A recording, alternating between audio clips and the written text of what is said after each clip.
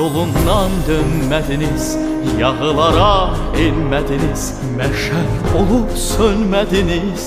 Şəhidlər, şəhidlər, altınız qara torpaqdır, üstünüz yaşıl yarpaqdır, ruhunuz hər vaxt oyaqdır. Şəhidlər, şəhidlər.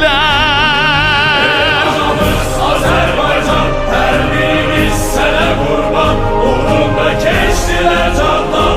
Şəhidlər, şəhidlər, ötsənə neçə qış bahar, yaddan çıxmaz qara yanlar, ürəklərdə yeriniz var. Şəhidlər, şəhidlər.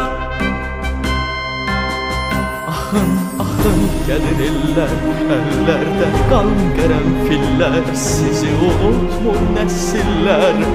Şəhidlər, şəhidlər, yol göstərən mayaqsınız, yenilməyən bayraqsınız, daim yaşayacaqsınız. Şəhidlər, şəhidlər. Azərbaycan, hər birimiz sənə qurban, uğrunda keçdilər candan. Şəhidlər, şəhidlər, ötsənə neçə qış bahar, yaddan çıxmaz qara yanlar, ürəklərdə yeriniz var. Şəhidlər, şəhidlər.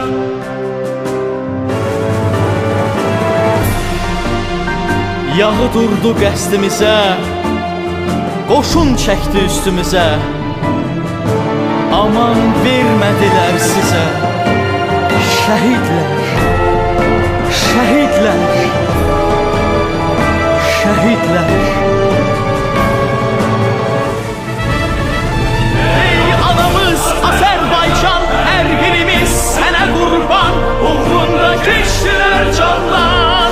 Şəhidlər, şəhidlər, ötsə də neçə qış bahar, yaddan çıxmaz qarayan var, ürəklərdə yerimiz var. Şəhidlər, şəhidlər, şəhidlər, şəhidlər.